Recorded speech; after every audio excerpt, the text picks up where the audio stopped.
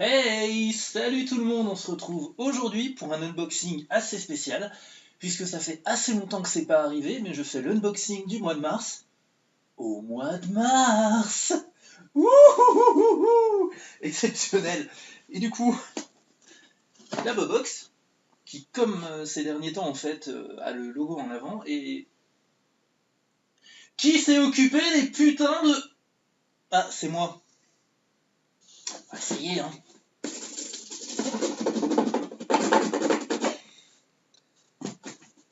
True story, ça marche. Et bah, elle est un peu vide. Du coup, on commence avec le t-shirt, comme d'habitude. Avec du noir, du rouge, du blanc, ça a l'air un peu hardcore, non? Ça... Eh mais c'est sympa. Premier t-shirt ICW.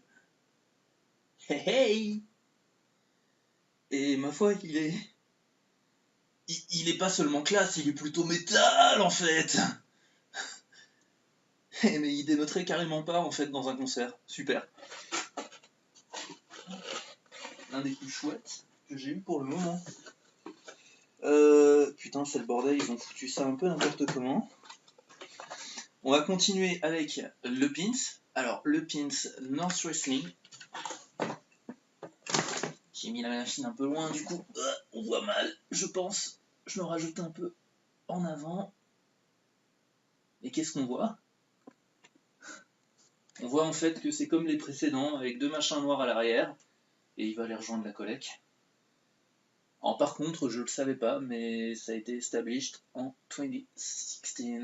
2016. La suite avec le deuxième DVD Riptide Wrestling qui nous ont sorti, à se demander si cette fois ils nous enverront ou pas le machin en poster, parce que oh mon dieu, quel design absolument génial. Sérieux, c'est badass.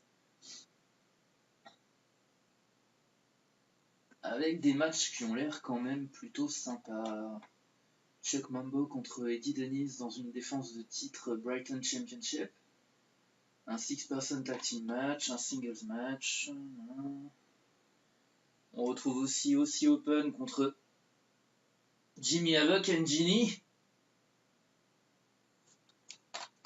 Chris Brooks, l'une des premières, la deuxième figurine en fait qui est sortie dans cette collection.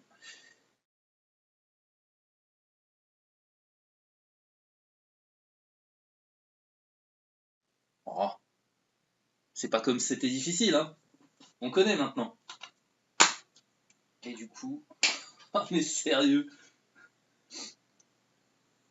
le design est génial, vraiment. Et pour une fois, il n'y a pas spécialement de merde au niveau des couleurs. C'est même la pochette qui paraîtrait plus claire que le disque. Et en cela, le disque est quand même un peu plus classe. Un match que j'ai bien envie de voir, justement, c'est la défense de titre de Chuck Mambo, parce que Eddie Dennis avait l'air de rien comme ça à NXT UK, mais putain, le mec, lors du premier takeover, il nous a sorti un match qui était phénoménal, vraiment. La suite avec le nouveau magazine Calling Spot.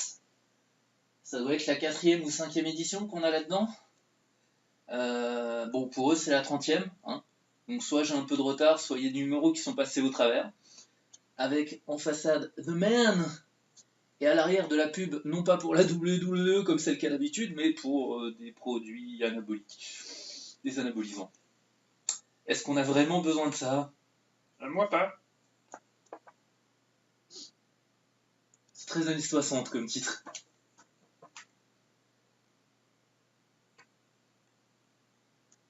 Ah, très classe, très classe. Que du noir et blanc, mais très classe. Ah non, à la fin, on a de la couleur. Ouais, en même temps, j'imagine qu'ils ont juste fait ça au niveau de la couve, et du coup, la deuxième de couve, RIP, elle est en noir et blanc. La suite avec... Ah, ben merde, ça c'est le programme en gros.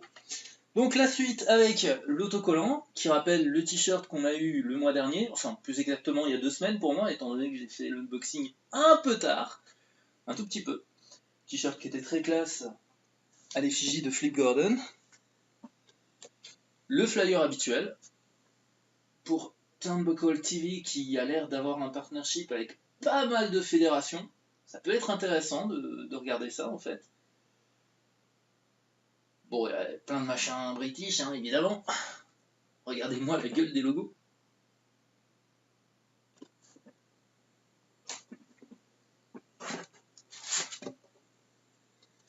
The Rated R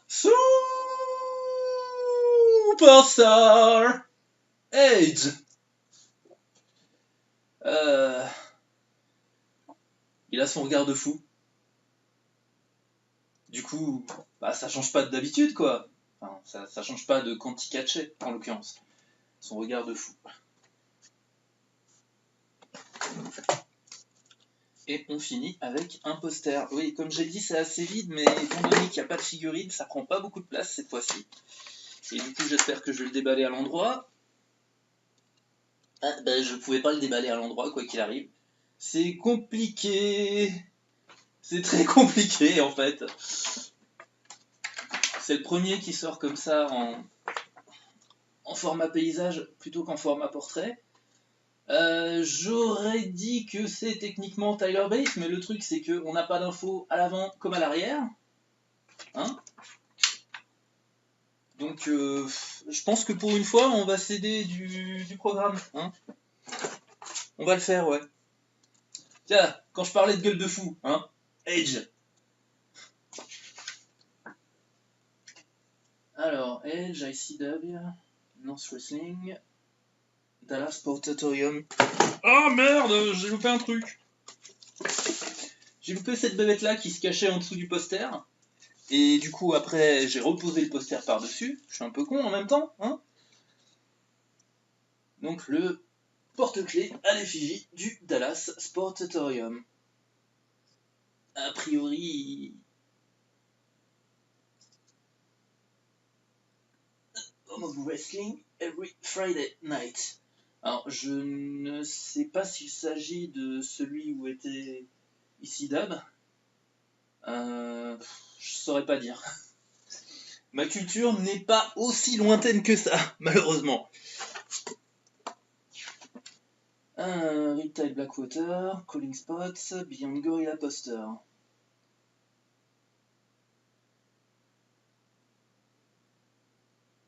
Ah bah non, non, c'est une recrue du Bullet Club très récente. Donc c'est pas Tyler Bates, c'est El Fantasmo.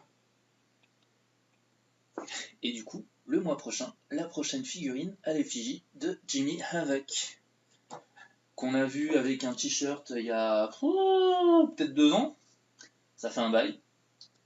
Voilà, c'est fini pour aujourd'hui. On n'avait pas grand-chose effectivement, mais il y a peut-être des trucs de qualité comme le t-shirt, le magazine Calling Spots, bien qu'il soit en noir et blanc et qu'il fourmille de photos assez intéressantes. Le porte-clés va rejoindre les clés, hein, de plus en plus lourd.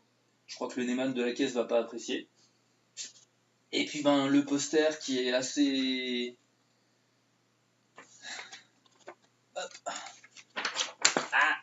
assez intéressant dans son format. Je vais éviter de le zigouiller maintenant parce que ce serait quand même dommage.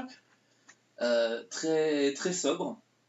Même pour quelqu'un qui n'aime pas le catch, à mon avis, ça peut avoir l'air d'une déco acceptable. Hein. On est loin des trucs qui pétaient les yeux comme Finn Balor, AJ Styles, Randy Savage, ouh yeah.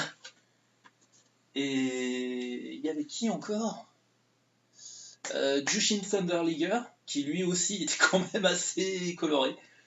Et voilà. Du coup, on se retrouvera cette fois-ci le mois prochain.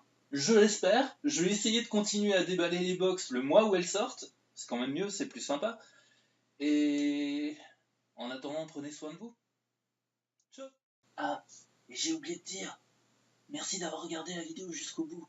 Et s'il vous plaît, si vous en avez la possibilité, merci de vous abonner. Ciao.